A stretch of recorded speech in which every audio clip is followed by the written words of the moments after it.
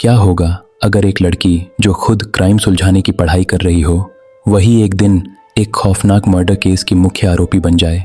क्या होगा अगर एक प्यार भरा रिश्ता धीरे धीरे धोखे, जुनून और ब्लैकमेल में बदल जाए? और क्या होगा अगर एक ऐसी चाल चली जाए जिसमें हर सबूत मिटाने की पूरी तैयारी हो, लेकिन फिर भी एक छोटी सी गलती पूरी कहानी को पलट दे? ये कहानी है अमृता चौहान की, एक रहस्यमयी लड़की जिसने अपनी ज़िंदगी को ऑरफिक कहा था, यानी ऐसी जो आम समझ से परे हो। और ये कहानी है रामकेश मीना की, एक ऐसा शख्स जो दुनिया की नज़र में एक पीड़ित था, लेकिन असलियत कुछ और ही थी।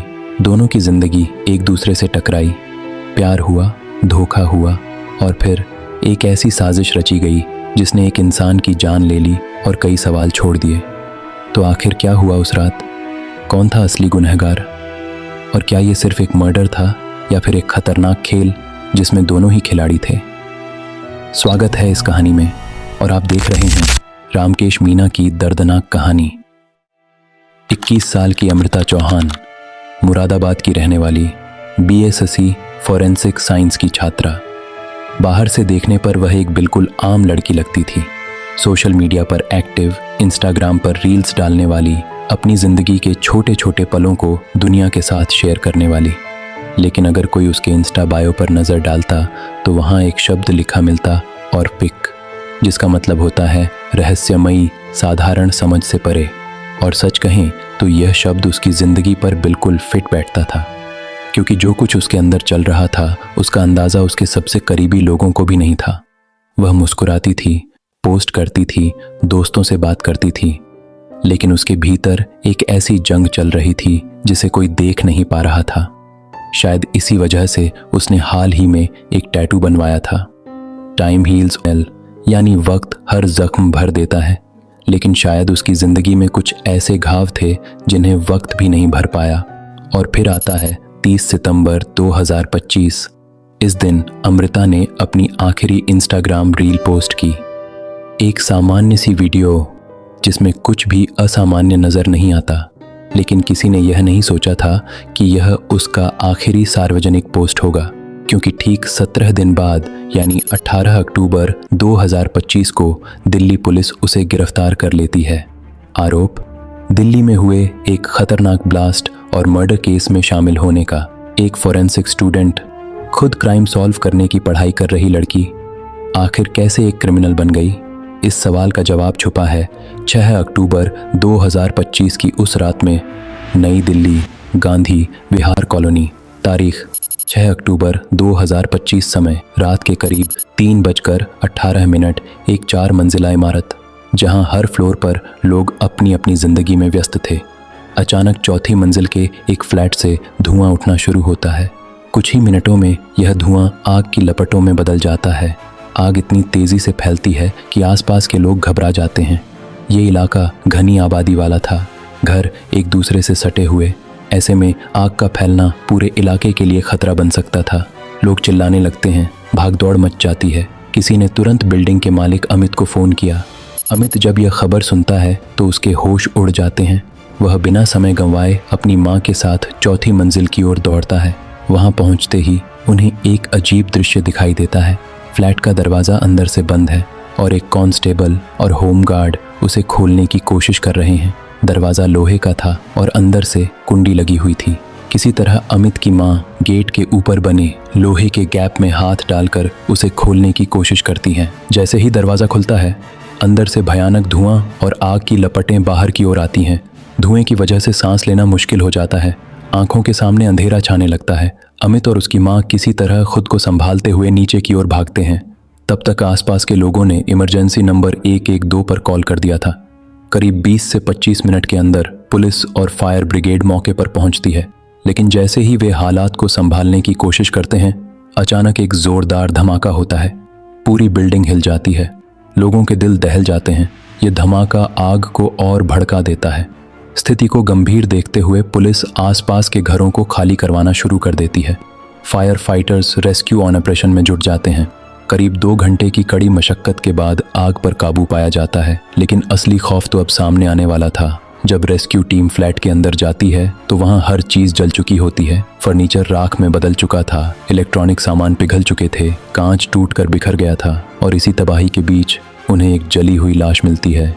यह दृश्य इतना भयावह था कि टीम के सदस्य भी कुछ पल के लिए सन्न रह गए। तुरंत वरिष्ठ अधिकारियों को सूचना दी जाती है। पुलिस मौके पर जांच शुरू करती है और फॉरेंसिक टीम को बुलाया जाता है। लाश को पोस्टमार्टम के लिए हिंदू राव अस्पताल भेजा जाता है। पहचान करने पर पता चलता है कि यह लाश 32 साल के रामकेश मीना की है, जो इस फ्लैट में किराए पर रहता था और यूपीएसएससी की तैयारी कर रहा था। शुरुआती जांच में पुलिस को यह मामला एक एक्सीडेंट लगता है। दरवाज़ा अंदर से बंद था, एसी का हिस्सा डैमेज था, तो पहली नज़र में यही लगता है कि शायद एसी में ब्लास्ट हुआ और आग लग गई। लेकिन कहानी इतनी सीधी नहीं थी, क्योंकि जल्द ही कुछ ऐसे सबूत सामने आने वाले थे जो इस पूरे केस को एक हादसे से खतरनाक साजिश में बदल देंगे। और यहीं से शुरू होती है एक ऐसी जांच जो हर परत के साथ और भी ज़्यादा चौंकाने वाली होती जाती है। रामकेश मीना की मौत के बाद शुरुआती तौर पर पूरा मामला एक हादसा लग रहा था। बंद कमरा, अंदर लगी आग, एसी का डैमेज होना, ये सभी बातें इस ओर इशारा कर रही थीं कि शायद यह एक दुर्घटना थी। लेकिन जैसे जैसे जांच आगे बढ़ी, हर एक परत इस कहानी को उलझाती चली गई। फायर ब्रिगेड, पुलिस और फॉरेंसिक टीम तीनों मिलकर इस केस की तह तक जाने में जुट गए। सबसे पहले फायर इन्वेस्टिगेटर्स ने यह समझने की कोशिश की कि आग की शुरुआत आखिर कहां से हुई थी। आमतौर पर जब किसी इलेक्ट्रिकल फॉल्ट या शॉर्ट सर्किट से आग लगती है तो दीवारों या उपकरणों पर एक खास तरह का पैटर्न बनता है, जिसे वी पैटर्न कहा जाता है। यह पैटर्न उस जगह से ऊपर की ओर फैलता है जहां से आग शुरू होती है। लेकिन इस फ्लैट में जो पैटर्न दिखाई दे रहा था वह पूरी तरह अलग था। आग का केंद्र किसी इलेक्ट्रिकल उपकरण के आसपास नहीं, बल्कि रामकेश की बॉडी के आसपास था। यह एक बेहद महत्वपूर्ण क्लू था। इसका सीधा मतलब था, आग किसी मशीन या शॉर्ट सर्किट से नहीं लगी थी, बल्कि किसी ने जानबूझकर लगाई थी। अब मामला एक्सीडेंट से सीधे मर्डर में बदल चुका था। लेकिन सवाल अभी भी वही था, अगर यह हत्या थी तो रामकेश की मौत कैसे हुई? क्या वह आग में जिंदा जल गया था या उससे पहले ही कुछ और हो चुका था? इस सवाल का जवाब पोस्टमार्टम रिपोर्ट ने दिया। जब डॉक्टरों ने रामकेश के शरीर की जांच की तो उन्हें कुछ बेहद असामान्य बातें पता चलीं। आमतौर पर जब कोई व्यक्ति आग में जिंदा जलता है तो वह धुआं सांस के जरिए अपने फेफड़ों में लेता है। इससे उसके फेफड़ों और सांस की नली में काले कण, जिन्हें सूट कहा जाता है, मिलते हैं। इसके अलावा जलती चीज़ों से निकलने वाली कार्बन मोनोऑक्साइड गैस उसके खून में घुल जाती है। लेकिन रामकेश के मामले में ऐसा कुछ भी नहीं मिला। न उसके फेफड़ों में काले कण थे, न ही उसके खून में कार्बन मोनोऑक्साइड की मात्रा पाई गई। इसका मतलब साफ था, जब आग लगी तब रामकेश जिंदा नहीं था, यानी उसकी मौत पहले ही हो चुकी थी और आग सिर्फ सबूत मिटाने के लिए लगाई गई थी। अब पुलिस पूरी तरह अलर्ट हो चुकी थी। यह अब एक सुनियोजित हत्या का मामला था। जांच को और गहराई से आगे बढ़ाते हुए पुलिस ने फ्लैट और उसके आसपास के हर एंगल को खंगालना शुरू किया। इसी दौरान उनकी नज़र आसपास लगे सीसीटीवी कैमरों पर पड़ी। जब फुटेज निकाली गई तो जो सामने आया उसने पूरे केस को झकझोर कर रख दिया। 6 अक्टूबर की रात करीब 12:15 पर एक लड़की बिल्डिंग में दाखिल होती नजर आती है। उसका चेहरा ढका हुआ था और उसके कंधे पर एक बैकपैक था। वह सीधे उसी बिल्डिंग में जाती है जहां रामकेश रहता था। यह अपने आप में ही शक पैदा करने वाला था। लेकिन कहानी यहीं ख़त्म नहीं हुई। करीब 15 मिनट बाद, यानी 12:30 बजे, 2 और लोग उसी बिल्डिंग में दाखिल होते हैं। उन दोनों ने भी अपने चेहरे ढक रखे थे।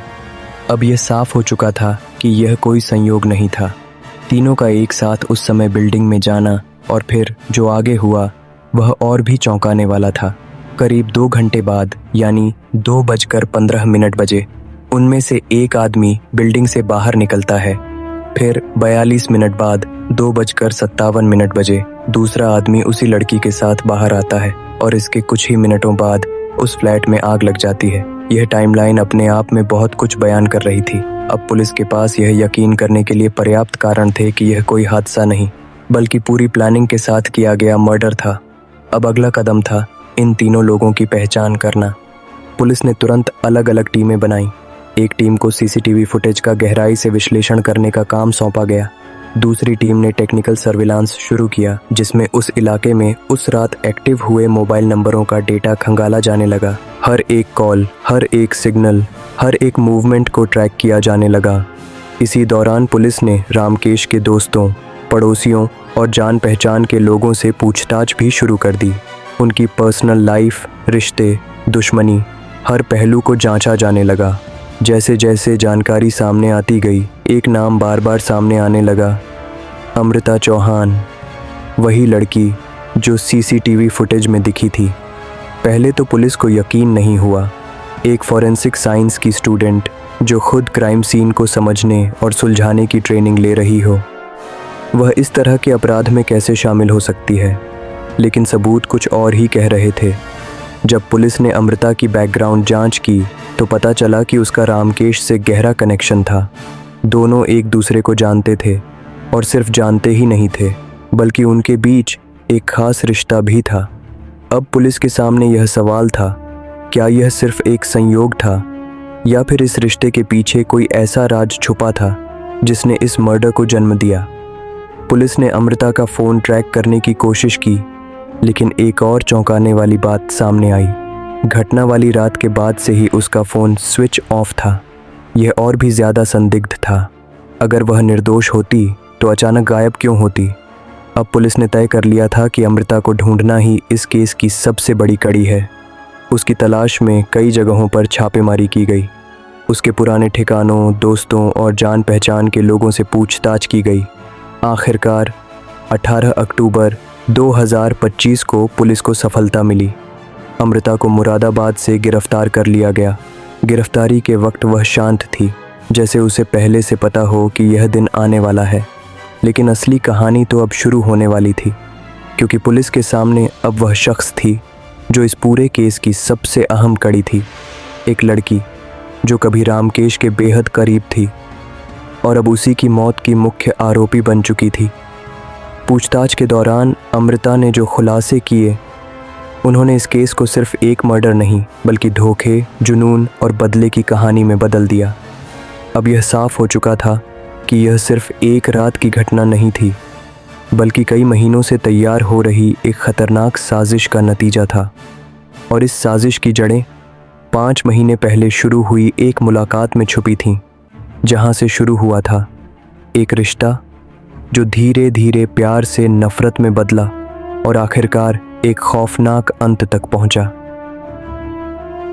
अब तक पुलिस के पास यह साफ हो चुका था कि 6 अक्टूबर की रात कोई अचानक हुई घटना नहीं थी, बल्कि एक सोची समझी साजिश थी। लेकिन इस साजिश की जड़ें समझने के लिए उन्हें पीछे जाना पड़ा। करीब 5 महीने पहले, मई 2025 में, यहीं से शुरू होती है इस कहानी की असली परतें। रामकेश मीना 32 साल का एक युवक जो राजस्थान से दिल्ली आया था। उसका सपना था यूपीएससी क्लियर करना। वह दिन रात पढ़ाई करता, इंटरव्यू देता और अपने भविष्य को बेहतर बनाने में जुटा हुआ था। इसी दौरान एक कंपनी के इंटरव्यू के सिलसिले में उसकी मुलाकात नोएडा में अमृता चौहान से हुई। यह एक सामान्य सी मुलाकात थी, एक कॉरिडोर में हुई बातचीत, कुछ मिनटों की पहचान और फिर नंबर का आदान प्रदान। लेकिन कई बार जिंदगी के सबसे बड़े मोड़ ऐसे ही साधारण पलों से शुरू होते हैं। शुरुआत में दोनों के बीच सिर्फ बातचीत होती थी, फिर ये बातचीत लंबी चैट्स में बदल गई, चैट्स से कॉल्स और कॉल्स से मुलाकातें। धीरे धीरे दोनों एक दूसरे के करीब आने लगे। कॉफ़ी डेट्स, साथ बिताए गए घंटे, हंसी मजाक, सब कुछ एक आम रिलेशनशिप की तरह ही था। लेकिन यह रिश्ता बहुत तेज़ी से आगे बढ़ा, इतनी तेज़ी से कि कुछ ही समय में अमृता रामकेश के फ्लैट में शिफ्ट हो गई। अब दोनों एक साथ रहने लगे थे, लिव इन रिलेशनशिप में। ऊपर से देखने पर सब कुछ बिल्कुल परफेक्ट लगता था। 2 लोग एक दूसरे के साथ खुश, एक नई ज़िंदगी शुरू करते हुए। लेकिन असलियत उतनी सीधी नहीं थी। इस रिश्ते के पीछे एक ऐसा अतीत छुपा था जो धीरे धीरे सब कुछ बदलने वाला था। अमृता अपने परिवार से अलग रह रही थी और इसकी वजह थी उसका पिछला रिश्ता सुमित कश्यप के साथ। सुमित 27 साल का, मुरादाबाद में गैस डिस्ट्रीब्यूशन का काम करने वाला व्यक्ति। वह शादीशुदा था और एक बच्चे का पिता भी। इसके बावजूद 2024 में अमृता और सुमित के बीच एक अफेयर शुरू हुआ था। ये रिश्ता धीरे धीरे इतना आगे बढ़ गया कि इसकी खबर अमृता के परिवार तक पहुंच गई। परिवार ने उसे समझाने की कोशिश की, रोकने की कोशिश की, लेकिन अमृता अपने फैसले पर अड़ी रही।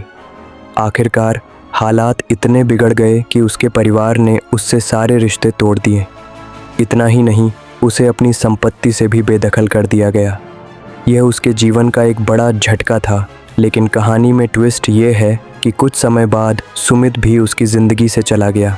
यानी जिस रिश्ते के लिए उसने अपना परिवार खो दिया, वही रिश्ता भी ज़्यादा समय तक नहीं चला। अब अमृता पूरी तरह अकेली थी और शायद इसी खालीपन को भरने के लिए उसने रामकेश के साथ रिश्ता शुरू किया। शुरुआत में यह रिश्ता उसके लिए एक सहारा था, एक नया मौका, एक नई शुरुआत। लेकिन वक्त के साथ चीज़ें बदलने लगीं। अगस्त 2025, रामकेश की मौत से करीब 2 महीने पहले एक ऐसी घटना हुई जिसने इस पूरी कहानी की दिशा बदल दी। अमृता की अचानक मुलाकात सुमित से हो गई। यह एक साधारण मुलाकात हो सकती थी, जहां लोग एक दूसरे को नज़रअंदाज कर आगे बढ़ जाते हैं, लेकिन यहाँ ऐसा नहीं हुआ। इस मुलाकात ने पुराने ज़ख्मों को फिर से हरा कर दिया। पुरानी यादें वापस आ गईं और सबसे बड़ी बात, उनके बीच की नज़दीकियाँ फिर से लौट आईं। धीरे धीरे दोनों फिर से बात करने लगे, फिर मिलने लगे और देखते ही देखते उनका रिश्ता फिर से उसी मोड़ पर पहुंच गया जहां वह पहले था। लेकिन इस बार एक फ़र्क था, अमृता अब रामकेश के साथ रिलेशनशिप में थी। यानी वह 2 जिंदगियों के बीच उलझ चुकी थी। एक तरफ रामकेश जो उसे पूरी तरह चाहता था, और दूसरी तरफ सुमित जिसके लिए वह पहले ही सब कुछ खो चुकी थी। लेकिन धीरे धीरे उसका झुकाव सुमित की ओर बढ़ने लगा। अब उसे रामकेश के साथ रहना एक मजबूरी जैसा लगने लगा था। वह उससे दूर जाना चाहती थी और आखिरकार उसने वही किया। अमृता ने रामकेश को सारी सच्चाई बता दी। उसने साफ कह दिया कि वह अब इस रिश्ते को ख़त्म करना चाहती है और इसके बाद वह सुमित के साथ दिल्ली के छतरपुर इलाके में रहने चली गई। रामकेश के लिए यह एक बहुत बड़ा झटका था। जिस लड़की के साथ वह रह रहा था, जिसके साथ उसने भविष्य के सपने देखे थे, वही लड़की उसे छोड़कर किसी और के पास चली गई। यह बात वह सहन नहीं कर पा रहा था। उसके अंदर गुस्सा, दुख और जुनून तीनों एक साथ भर गए थे। वह किसी भी कीमत पर अमृता को वापस पाना चाहता था और इसी कोशिश में उसने एक बहुत ही गलत रास्ता चुन लिया। जब दोनों साथ रहते थे, उस दौरान उनके बीच शारीरिक संबंध बने थे और उन पलों को उन्होंने रिकॉर्ड भी किया था। ये वीडियो रामकेश के फ़ोन में सेव थे। अब यही वीडियो उसके लिए एक हथियार बन गए। उसने अमृता को ये वीडियो भेजने शुरू कर दिए। उसका मकसद था उसे भावनात्मक रूप से मजबूर करना ताकि वह वापस उसके पास आ जाए। लेकिन यह कदम उल्टा पड़ गया। अमृता को यह सब देखकर गुस्सा आने लगा। उसने कई बार रामकेश से इन वीडियो को डिलीट करने के लिए कहा, लेकिन रामकेश नहीं माना, बल्कि उसने एक कदम और आगे बढ़ाया। उसने अमृता को ब्लैकमेल करना शुरू कर दिया। उसने कहा कि ये वीडियो सिर्फ फ़ोन में ही नहीं बल्कि एक हार्ड डिस्क में भी सेव है और अगर अमृता उसके पास वापस नहीं आई तो वह इन वीडियो को इंटरनेट पर लीक कर देगा। यह धमकी अमृता के लिए बहुत बड़ी थी। उसकी इज्जत, उसका करियर, उसकी ज़िंदगी सब दांव पर था। अब यह सिर्फ एक ब्रेकअप का मामला नहीं रह गया था, यह एक जंग बन चुकी थी। अमृता ने पहले उसे समझाने की कोशिश की, फिर मनाने की, लेकिन जब कुछ काम नहीं आया तो उसने एक अलग रास्ता चुना। उसने रामकेश के साथ फिर से अच्छे संबंध बनाने का नाटक शुरू किया। वह उसे यह विश्वास दिलाने लगी कि वह वापस उसके साथ रहना चाहती है। रामकेश, जो पहले से ही उसे वापस पाना चाहता था, उसके इस नाटक को सच मान बैठा। उसने अपने फ़ोन से वीडियो डिलीट भी कर दिए, लेकिन एक बड़ी गलती उसने कर दी।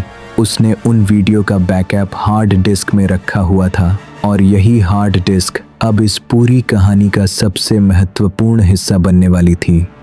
अमृता का असली मकसद अब साफ था। उसे किसी भी तरह वह हार्ड डिस्क हासिल करनी थी। वह बार बार रामकेश के फ्लैट पर जाने लगी, उसके साथ समय बिताने लगी, लेकिन उसके दिमाग में सिर्फ एक ही चीज़ चल रही थी, हार्ड डिस्क। कई दिनों तक उसने हर कोना खंगाला, हर जगह तलाशा, लेकिन वह उसे नहीं मिली और इसी दौरान एक और चीज उसके अंदर बढ़ती जा रही थी, गुस्सा, क्योंकि जिस इंसान से वह दूर जाना चाहती थी उसी के साथ उसे मजबूरी में वक्त बिताना पड़ रहा था और यह मजबूरी अब उसके लिए असहनीय हो चुकी थी।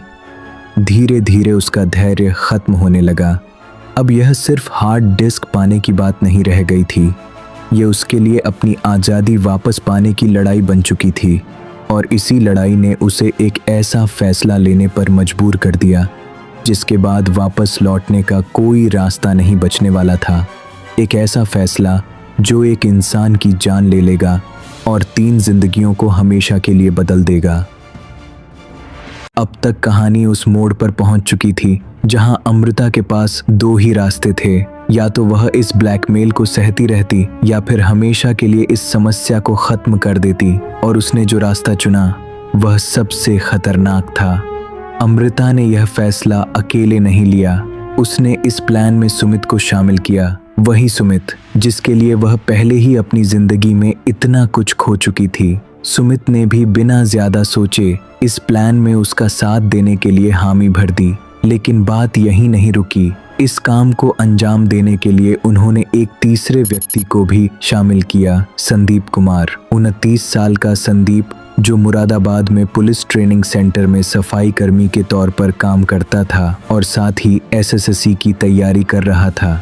अब 3 लोग थे और एक ही मकसद, रामकेश को रास्ते से हटाना। अमृता, जो फॉरेंसिक साइंस की स्टूडेंट थी, उसने इस पूरे प्लान को बहुत सोच समझकर तैयार किया। उसे पता था कि क्राइम सीन को कैसे मैनेज किया जाता है, सबूत कैसे मिटाए जाते हैं और पुलिस किस तरह की गलतियों से केस तक पहुंचती है। इसीलिए उसने कोशिश की कि यह पूरा मामला एक एक्सीडेंट जैसा लगे। तारीख तय हुई 6 अक्टूबर 2025। जगह रामकेश का फ्लैट, गांधी विहार, दिल्ली। रात का समय चुना गया ताकि आसपास कम लोग एक्टिव हों और शक की गुंजाइश कम रहे। प्लान के मुताबिक सबसे पहले अमृता को फ्लैट में जाना था ताकि रामकेश को शक न हो। रात के करीब 12:15 बजे अमृता अपने चेहरे को दुपट्टे से ढककर एक बैग के साथ बिल्डिंग में दाखिल होती है। रामकेश पहले से ही उसका इंतजार कर रहा था।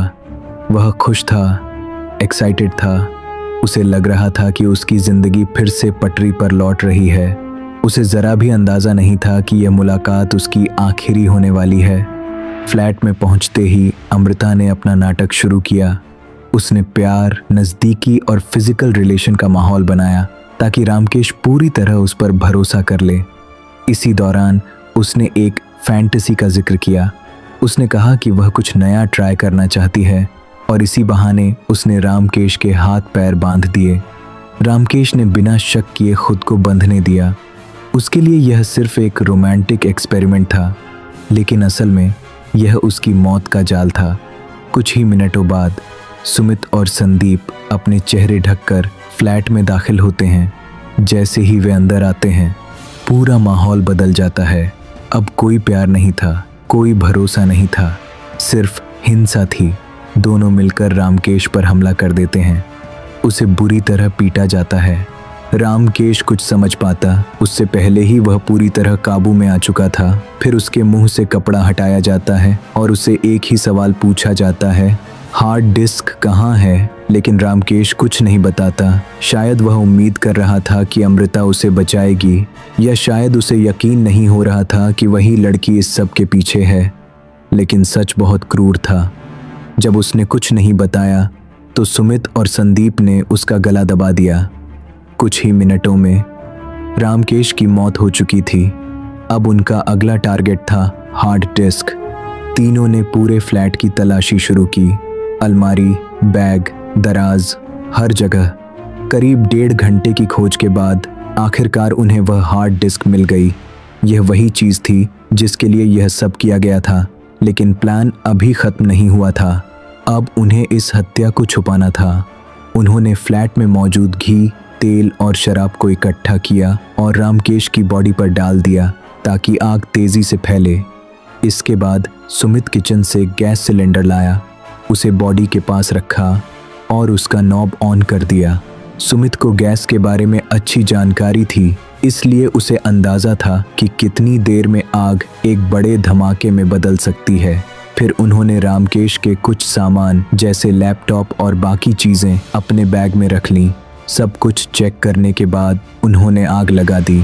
आग धीरे धीरे पूरे कमरे में फैलने लगी। अब आखिरी स्टेप बचा था, सीन को परफेक्ट बनाना। अमृता ने बाहर निकलते समय दरवाजे को अंदर से लॉक करने का तरीका अपनाया। दरवाजे में लगे लोहे के सरियों के गैप में हाथ डालकर उसने कुंडी बंद कर दी, ताकि यह लगे कि दरवाज़ा अंदर से बंद था और कोई बाहर नहीं गया। रात के 2:57 बजे तीनों वहाँ से निकल जाते हैं। उनके जाने के कुछ ही मिनट बाद आग भड़कने लगती है और करीब 15 से 20 मिनट बाद एक जोरदार धमाका होता है। यही वही धमाका था जिसने पूरे मोहल्ले को जगा दिया था। तीनों को पूरा यकीन था कि उन्होंने सब कुछ सही तरीके से किया है। उनका मानना था कि आग सबूत मिटा देगी और पुलिस इसे एक एक्सीडेंट मानकर केस बंद कर देगी, और शुरू में ऐसा ही हुआ भी। लेकिन उन्होंने एक गलती कर दी थी, एक छोटी सी चूक जिसने उनकी पूरी प्लानिंग को बर्बाद कर दिया। फायर पैटर्न, पोस्टमार्टम रिपोर्ट और सीसीटीवी फुटेज, इन 3 चीज़ों ने मिलकर इस परफेक्ट क्राइम को एक्सपोज कर दिया। और अब तीनों के लिए बचने का कोई रास्ता नहीं बचा था, क्योंकि सच आग में भी पूरी तरह जल नहीं पाया था। आग बुझ चुकी थी, धुआं छंट चुका था, लेकिन इस केस की असली कहानी अब सामने आनी शुरू हुई थी। फॉरेंसिक रिपोर्ट, पोस्टमार्टम और सीसीटीवी फुटेज ने पुलिस को यह साफ संकेत दे दिया था कि यह एक सुनियोजित हत्या थी। अब सिर्फ एक ही काम बचा था, इस साजिश के पीछे छुपे लोगों को पकड़ना। सबसे पहले पुलिस ने अमृता को हिरासत में लिया। 18 अक्टूबर 2025 मुरादाबाद से उसकी गिरफ्तारी हुई।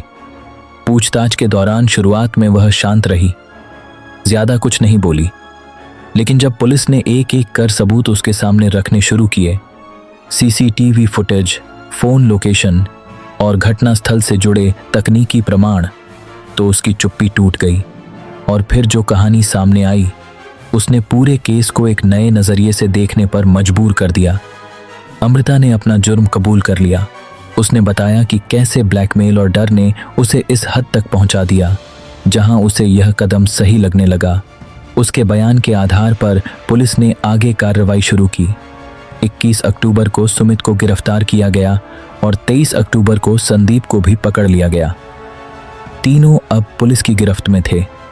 पुलिस ने उनके पास से कई अहम सबूत बरामद किए, वही hard disk, trolley bag, 2 mobile phone और रामकेश के कुछ कपड़े।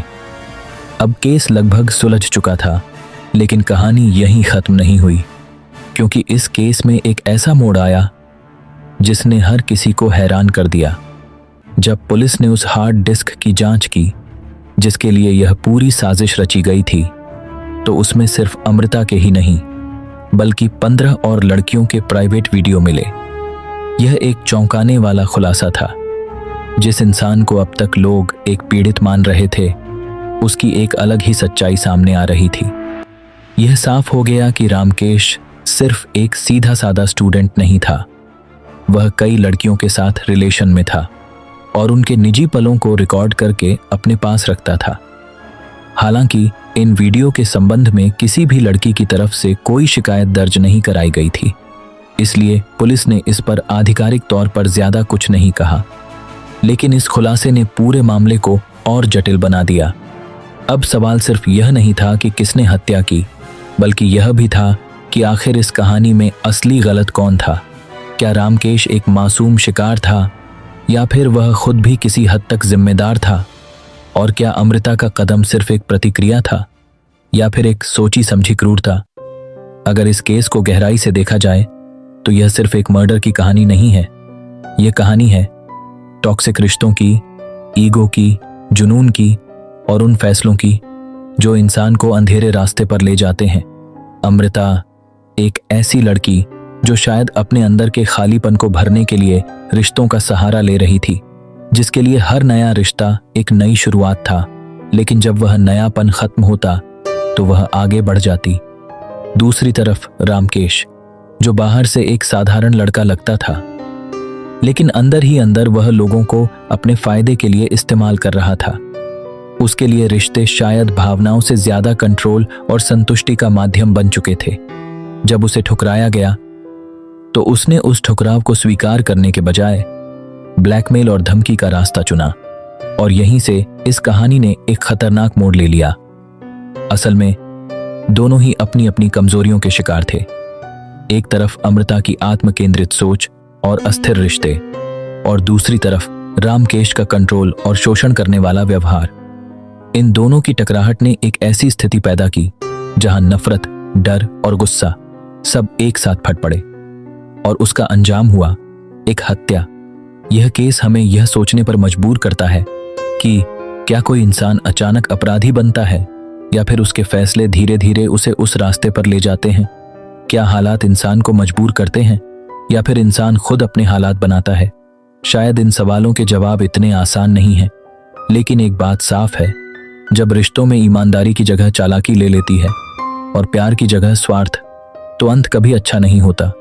यह कहानी यहीं खत्म होती है, लेकिन इसके सवाल अब भी बाकी हैं। आप क्या सोचते हैं, इस कहानी में असली दोषी कौन है? अमृता, रामकेश, या फिर दोनों? आपके लगातार मिल रहे सपोर्ट के लिए दिल से धन्यवाद। वीडियो को लाइक करना और चैनल को सब्सक्राइब करना ना भूलें।